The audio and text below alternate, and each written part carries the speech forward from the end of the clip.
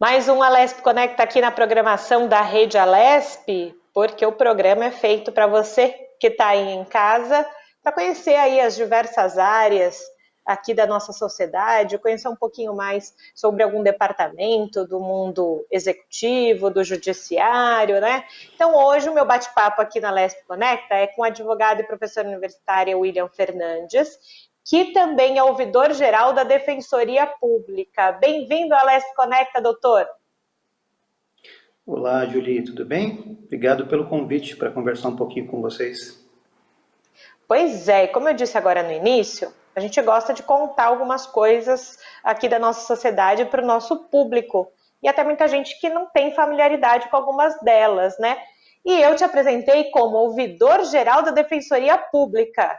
É um cargo grandão ali no papel. O que é ser um ouvidor geral, um ouvidor de algum departamento como a Defensoria Pública? Legal, Julie.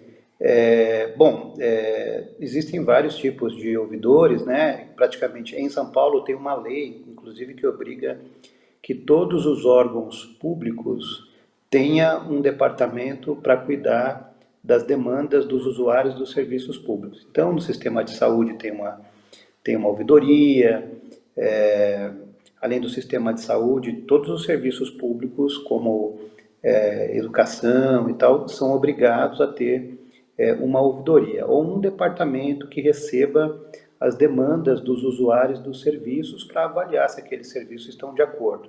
Basicamente, é uma régua de medir a qualidade e a satisfação dos destinatários dos serviços, né?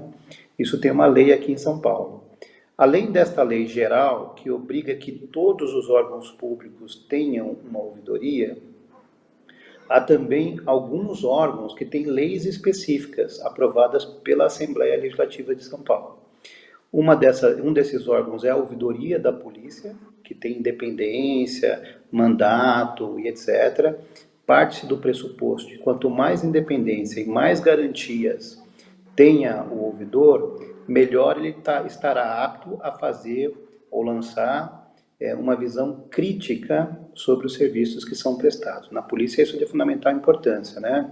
Afinal de contas, se uma pessoa critica, é mal interpretada, pode o gestor de plantão trocar o ouvidor, porque ele não teria nenhuma garantia. E inspirado também nesta lei da ouvidoria das polícias de São Paulo, em 2006, a Assembleia Legislativa, na verdade foi em 2005, né? Mas a lei entrou em vigor em 2006, a Assembleia Legislativa de São Paulo aprovou a lei que criou a Defensoria Pública em São Paulo e, junto com a Defensoria Pública, criou também a Ouvidoria Geral da Defensoria Pública com as mesmas garantias que tem o ouvidor da polícia, ou seja, o ouvidor ele tem que passar por um processo eleitoral, ele é escolhido pela sociedade civil, ele representa a sociedade civil dentro da Defensoria Pública, então ele tem que fazer uma mediação entre os diversos segmentos sociais e a instituição, e nesse papel crítico que ele exerce, o ouvidor ou a ouvidora, nesse papel crítico, ele precisa ter algumas garantias. Uma dessas garantias é ter mandato, passar por um processo eleitoral, para que ele não sofra retaliação no exercício das suas funções.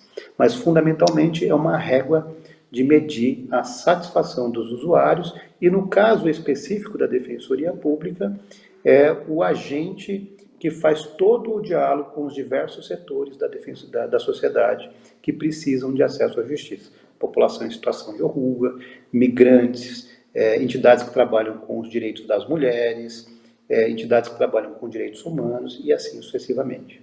Em síntese, é isso. Não, foi perfeito na síntese, nada como ser professor para conseguir aí essa síntese para contar para a gente. Isto posto, professor, a gente sabe da grandiosidade da Defensoria Pública, do trabalho que é feito justamente por essas questões no final da sua fala, que é um direito justamente fundamental essa assessoria jurídica integral gratuita prevista na Constituição, não é? Então a gente sabe que também do outro lado precisa entender se a defensoria e tudo aquilo que ela se coloca à disposição da sociedade realmente tem acontecido e em que ou em qual momento ela pode melhorar. Imagino também que a vida do ouvidor não seja fácil dentro de um órgão como a Defensoria Pública, né? Porque você tem que tentar equilibrar o desejo ou o conceito do que é bom e o que não é bom das pessoas, né? Eu acho que o ouvidor tem que ter uma sensibilidade para entender que ele está, muitas vezes, remando contra a maré, né? Então, enquanto está todo mundo engajado num projeto, querendo levar adiante um projeto, o ouvidor ele vai estar expondo as fragilidades da instituição, né? De alguma maneira é ele que vai estar apontando, não é a função, digamos assim, sob a perspectiva interna da Defensoria Pública, não é a mais simpática, né? Porque o ouvidor de alguma maneira está expondo todas as fragilidades institucionais. Então, dentro desse contexto que você colocou, Julie, acho que o fundamental é conseguir conjugar um certo equilíbrio para que essa crítica não seja uma crítica destrutiva e, a partir de então, se mine as pontes para criar um ambiente frutífero a fazer mudanças internas e institucionais para que a Defensoria Pública consiga fazer mais e melhor, aliás, ofertar mais e melhor justiça para todos que precisam dela, né? Todos esses segmentos sociais que nós falamos. E pelo que eu entendi um pouquinho nos bastidores da sua história dentro da ouvidoria, né, precisava em algum momento sair ali de dentro da ouvidoria não, da defensoria, né? Precisava ir talvez para a rua, né? E você criou alguns projetos justamente, eu tenho aqui na minha cola, não tenho problema em falar disso, ouvidoria na área e ouvidoria volante, são dois projetos que deram certo e que foram efetivamente para as ruas conversar com a população. Eu queria que você contasse um pouquinho sobre eles. Certo. Na verdade, Julie, sabe que a Defensoria Pública tem uma característica que é muito bonita do ponto de vista do seu desenho legal, né? Primeiro que ela é uma instituição que tem lado, né? Essa é uma característica interessante dela. Ela é uma instituição que defende as pessoas que não podem pagar advogado, enfim, está do lado dos direitos humanos, tem uma visão progressista de Estado e etc., né? De funcionamento de Estado e etc. Dentro desta concepção, né, o defensor, a defensora pública, ele é muito mais do que um advogado, ou a defensoria é muito mais do que um escritório de advogado que atende pobre, né? O defensor, ele é um agente, um promotor da cidadania, né? Na medida em que ele está trabalhando para que vários segmentos sociais sejam incluídos no sistema de justiça, né? E é muito importante que a Defensoria Pública esteja em sintonia, né, com esses segmentos sociais. Então, a partir desses programas que você citou, o Ouvidoria na Área e o Ouvidoria Volante, foram duas iniciativas, a primeira, o Ouvidoria na Área na capital e o Ouvidoria Volante no interior, em que a gente procurou conectar a Defensoria Pública com os diversos segmentos sociais. Então, nós levamos a instituição em vários bairros da cidade, né? Então lá no extremo da Zona Leste, no extremo da Zona Sul, e reunimos lideranças dos movimentos sociais para dialogar com a Defensoria, ocasião em que a Defensoria Pública pôde dizer o que ela faz e também ouvir os reclamos de toda a população, daquelas lideranças, né? Então as lideranças apontando quais são as dificuldades que elas têm para o acesso à justiça, né? Enfim, quais são os problemas de política pública que elas enfrentam nas suas regiões, como, por exemplo, regularização fundiária, né? Problemas com violência doméstica, enfim, vários tipos de problemas que na periferia e mesmo na capital como um todo, né? Isso não é um problema exclusivo da periferia, a população enfrenta. Então, com esses dois programas, o que a ouvidoria fez foi ser um articulador, né? A ouvidoria foi uma articuladora no sentido de criar um espaço e colocar numa mesma sala a Defensoria Pública e as lideranças dos movimentos sociais para dialogarem sobre os direitos que essa população tem e como buscar esses direitos, né? Foi um programa interessante. Em algumas regiões nós tivemos quase 600 pessoas participando desses debates, desses diálogos. Então foi um programa que conjugou educação em direitos, né? Nessa perspectiva, o empoderamento das lideranças em relação aos seus direitos, né? E também conseguiu contribuir para essa aproximação entre a Defensoria Pública e o destinatário do seu serviço de uma maneira organizada. E aí você está falando para a gente dessa população que, enfim, conseguiu ter esse entendimento com a defensoria, né? A gente sabe da grandeza da cidade de São Paulo e que às vezes a gente não consegue visualizar efetivamente essas populações no extremo sul ou no extremo leste, que tem tantas outras dificuldades bem diferentes de quem está mais no centro, né? Não digo centro da capital, digo mais centro mesmo da cidade. E a gente entende que nesse momento também de pandemia, não posso deixar de falar desse tema aqui, estamos no momento de pandemia, essas populações mais vulneráveis enfrentam essa pandemia de uma maneira diferente, né? Como é que você sente hoje esse olhar para essa população? Você que está tão na linha de frente também nesse convívio com elas. Bom, a gente tem visto com muita preocupação, né, a pandemia, ela afetou de uma maneira mais severa determinados grupos sociais, né? Então, por exemplo, a pandemia, de uma maneira geral, ela impôs algumas medidas estatais de ordem geral e que todos devem obedecer, como, por exemplo, a necessidade de se colocar em isolamento social, né, ou distanciamento social, a necessidade de higienizar de uma maneira com mais frequência a mão, etc., utilizar álcool gel, e a necessidade de ficar em casa, né, por exemplo, né. Só que existem alguns grupos sociais, que são aqueles grupos sociais que são os destinatários dos serviços da Defensoria Pública, que essas recomendações não servem, né? Ou elas penalizam de uma maneira mais severa alguns grupos. Te dou um exemplo. Como é que você pede para as pessoas ficarem em casa uma pessoa que mora numa ocupação e está sendo objeto de uma reintegração de posse?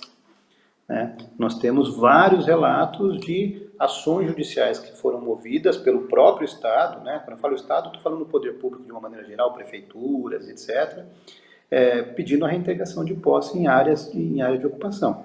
Então você pede para as pessoas ficarem em casa e ao mesmo tempo você entra com uma reintegração de posse para que essas pessoas sejam colocadas aonde? Aonde vão ficar, né? Esse é um exemplo da incongruência, né, entre as medidas gerais que estão sendo adotadas e pessoas que moram em uma ocupação objeto de reintegração de posse. Outro exemplo, as mulheres vítimas de violência doméstica estão ficando mais tempo em casa e, portanto, estão numa situação de maior vitimização, né, por conta dessa situação de pandemia. Outro exemplo, pessoas com deficiência. Um cego enxerga o mundo através do tato. Então, a partir do momento em que você diz que as pessoas não podem mais se tocar e etc., né, você acabou de eliminar o mundo exterior, o universo, a maneira como essa pessoa se relaciona com o universo, né? Enfim, e tem a população em situação de rua, tem exemplos nos mais diversos segmentos, né? Então, o que a gente entende em relação a como a gente enxerga a pandemia, né? Obviamente, todas as medidas estatais que foram adotadas são absolutamente necessárias para não propagar, né, o vírus e tal, e conter o vírus e a disseminação do vírus de uma maneira que a rede hospitalar tenha condições de gerir a quantidade de pessoas que necessitam de atendimento pelo SUS, mas ao mesmo tempo a gente entende que é muito importante também que o Estado olhe para as peculiaridades de cada grupo social, né? E na mesma medida, e na mesma toada em que ele impõe medidas gerais, ele também observe questões mais específicas, né, e implemente políticas públicas mais específicas para cada segmento que tem sido, repito, afetado de uma maneira mais severa quando comparado com a totalidade da população. Então, E necessidade, aí, por exemplo, aproveitando, de hotel social para a população em situação de rua é um exemplo da necessidade de uma política pública que atenda de maneira adequada esse segmento, né? E assim sucessivamente. A necessidade de pessoas que estão em ocupação, sofrendo ações judiciais de reintegração de posse, que se paralise as ações de reintegração de posse, porque senão você não tem alternativa para essas pessoas, né? E assim sucessivamente. A gente entende que a maneira como a gente tem enxergado a pandemia é gravíssimo, mas todas essas medidas devem ser com mais cuidado, ainda olhando para determinados segmentos sociais, que é o público-alvo da Defensoria Pública. você tocou num aspecto, doutor William, bem peculiar, que são essas questões tão discutidas aqui na Assembleia Legislativa, que é a questão de políticas públicas, né? A gente sabe que no momento de crise, as coisas todas que acontecem na sociedade ficam mais evidentes, né? A gente tem discutido aqui no Alesp Conecta, várias vezes a gente traz essa questão de que algo na sociedade está mais em evidência por causa da pandemia. Agora eu pergunto para o senhor, essa questão de criação e colocar em prática políticas públicas para as diversas áreas. Claro que nesse momento de pandemia talvez não se consiga fazer as coisas rápido, né? Mas se pensar ou pedir para os gestores públicos daqui para frente pensarem diferente com relação a políticas públicas? Você sabe que mesmo no âmbito interno lá da Defensoria Pública, uma série de medidas, de uma hora para outra veio a ordem, né? A partir de agora, todo mundo em casa, né? As medidas que foram adotadas, assim, naquele contexto, elas parecem acertadas, né? Era necessário a adoção de todas aquelas medidas para o distanciamento social. É que já se passou 90 dias desde que a pandemia começou, né? Acho que até um pouco mais, se eu não me engano, né, Julia? Já se passaram 90 dias desde que a pandemia começou.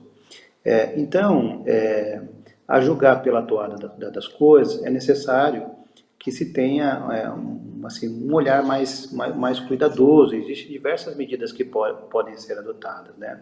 Eu tenho visto de uma maneira positiva algumas medidas, como a própria Assembleia Legislativa adotou uma série de medidas, inclusive de cunho orçamentário, né? Os parlamentares cortaram na própria carne, né? Cortaram uma parte da sua renda, por exemplo, para poder contribuir com o orçamento, com a maior sobra de orçamento, né? No plano interno lá da Defensoria Pública, para ficar no órgão que eu atuo, né, a gente tem reivindicado que o orçamento do próximo ano priorize, por exemplo, o atendimento, né?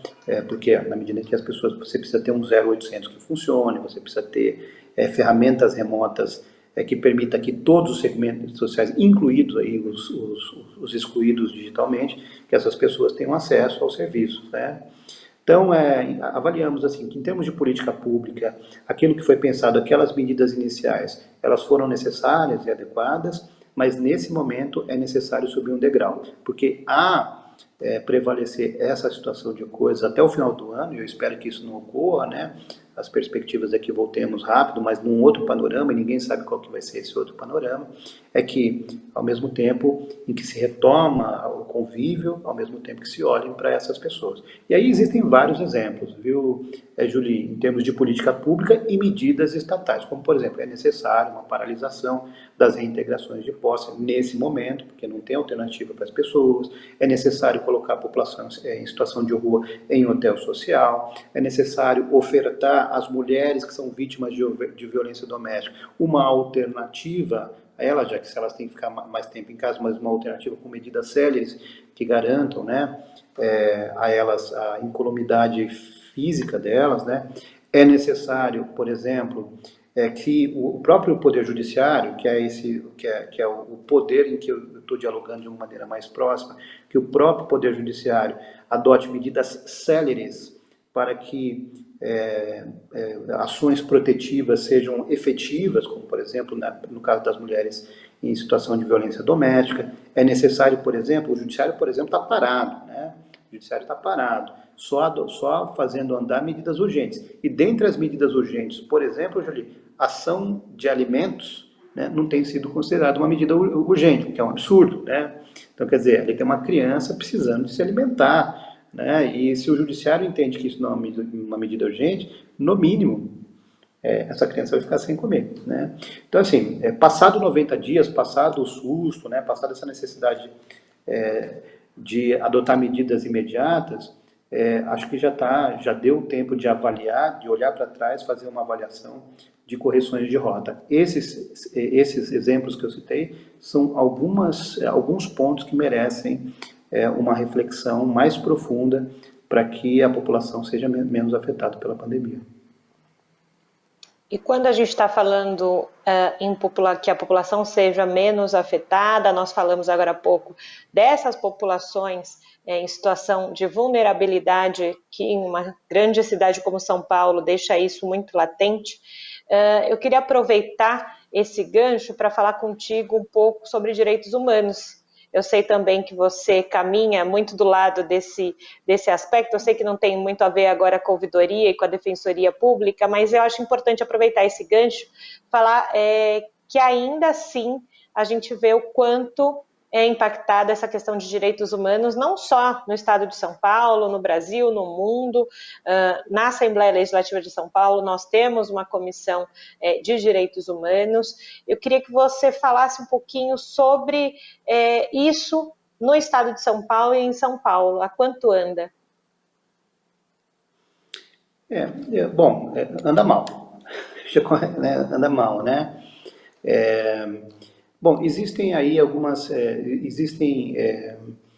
duas vertentes importantes para falar sobre essa questão dos direitos humanos. A primeira delas é aquela vertente do direito individual, em que o Estado se compromete a não entrar no individual da pessoa, né? Seria assim uma prestação negativa do Estado em relação aos direitos daquela pessoa. Então o Estado se compromete a não torturar. Então ele não vai fazer, né? Ele não vai torturar. Então, a responsabilidade do Estado, em alguma medida, é de não fazer. E, obviamente, garantir que não se faça, né? Adotar medidas para que não torturem, etc. O direito à vida, né? Existem diversos direitos individuais no plano dos direitos humanos em que o Estado se compromete a não entrar naquela seara individual, né, da autodeterminação daquela pessoa. Nesse aspecto, existem diversos problemas, né? E aí eu poderia pontuar. Há uma série de denúncias de violência policial e tortura que têm sido denunciadas. Os jornais de ontem, de hoje e de algumas semanas já vem noticiando aí esse problema de violência policial, né, de violência policial e outros problemas dessa área. Mas, para além dessas questões individuais, que são muitíssimo importantes, que o Estado teria que mover algum tipo de ação para respeitar os direitos humanos dessas pessoas, nós temos um outro problema que é tão grave quanto no contexto da pandemia, mais agravado, que também é um direito humano, que é uma outra vertente, uma segunda linha de direitos humanos que nós chamamos de direitos sociais, né? Eu estou falando de saúde, educação, moradia, né? Segurança, são direitos cultura, que são direitos humanos também, previstos no artigo 6º da Constituição Federal, e que o Estado tem que ser um promotor, né, desses direitos. No contexto da pandemia, o Estado, enquanto promotor dos direitos humanos dessa linha, que eu estou falando da segunda leva de direitos humanos, quando pensando historicamente, no contexto do Estado promotor desses direitos, eu acho que o Estado tem falhado muito. Então, no que se refere à violação dos direitos humanos da população, que são os direitos sociais, no contexto da pandemia, esses direitos têm sido agravados e o que tem sido adotado a duras penas, como, por exemplo, o auxílio emergencial, né, e outras medidas que a população tem necessitado e o Estado tem sido moroso. Eu poderia afirmar que o maior violador dos direitos humanos da população, de uma maneira geral, e eu não estou falando de governo, estou falando de uma maneira geral, o maior violador dos direitos humanos é o próprio Estado, que se mostra incapaz de ser esse agente promotor de direitos. Agora, William, era muito importante ouvir também essa sua fala, por isso que eu trouxe à tona essa questão. A gente falou até agora do Dr. William Fernandes, ouvidor-geral da Defensoria Pública. A gente sempre comenta aqui em algum momento da Lesp Conecta que a gente sai um pouquinho da pessoa jurídica e vai para a pessoa física, né? William, como é que o William como pessoa está lidando com esse momento da sociedade e como que você imagina que será essa sociedade pós-pandemia para a gente finalizar o nosso programa? Bom, a gente está, acho que a gente está indo, acho que todos nós, eu também estou indo a reboque, acho que num novo contexto, né? Todos nós, e aí eu acho que as mulheres numa perspectiva até mais grave, a gente tem tido que lidar em home office, trabalhar com filho, conjugar fazeres domésticos com os afazeres profissionais. A gente mudou completamente a nossa perspectiva de horário, então a gente trabalha até mais tarde, a gente fica até de madrugada trabalhando, porque não tem mais limite, né? O nosso telefone pessoal acabou sendo um telefone que também virou um telefone comercial. Então, eu acho que a gente tem ido a reboque, a gente tem olhado de uma maneira, enfim, com muita tristeza também, olhando a quantidade de pessoas que têm perdido vida e familiares, mas eu tenho olhado também com bastante esperança, né? Fora o aspecto negativo de tudo isso, a minha esperança é que a gente saia de alguma maneira fortalecido em relação a isso. Eu, por exemplo, tenho visto que o SUS passou a ser mais valorizado, né? Isso é muito importante, que a gente tenha um serviço de saúde reconhecido, e o SUS passou a ser mais valorizado. Eu acho que o ambiente, e aí é uma esperança, a gente não sabe como é que vai ser, mas o ambiente pós-pandemia, os recursos tecnológicos virão a serviço da população em geral, né, desburocratizando o Estado a partir do uso dessas tecnologias, né, e acho que nós quebramos uma série de preconceitos em relação a esse relacionamento virtual, né, como eu sou professor também, como você comentou, dou aula e passei a dar aula de maneira virtual. Então, eu tenho olhado assim, com muita tristeza o momento atual que a gente tem vivido, mas também com bastante esperança em relação ao futuro. Acho que nós temos aí bastante coisa para refletir e muita coisa para mudar, né? Muita coisa para mudar. E tenho olhado com esperança o que vem depois. Criou-se um ambiente de solidariedade muito importante, né? Nesse momento que a gente está vivendo, eu espero que ele fique tanto o ambiente de solidariedade, quanto a adequação do serviço público, quanto também a incorporação de tecnologia no ambiente dos serviços públicos e por aí. Tenho olhado com bastante esperança também. Perfeito. Esse Dr. William Fernandes, advogado, professor universitário e ouvidor geral da Defensoria Pública aqui de São Paulo. A gente está praticamente terminando o nosso programa, então eu quero te agradecer por abrir espaço aí na sua agenda da Defensoria, com o professor, para conversar com a gente e contar para o pessoal coisas tão importantes quanto você falou aqui agora. Legal, Juri. Eu que agradeço, estou à disposição. Todas as vezes que for chamado para refletir questões como essa, política pública, defensoria pública, acesso à justiça, direitos sociais, direitos humanos, estou à sua disposição. Obrigado pelo convite. Perfeito, obrigada, professor. E claro, toda a programação da Rede Alesp, você sabe, é só correr lá nas nossas redes sociais e no YouTube temos todos os programas Alesp Conecta gravados nesse período, também Conexão Legislativa. Então a gente se encontra por lá em uma outra oportunidade. Tchau!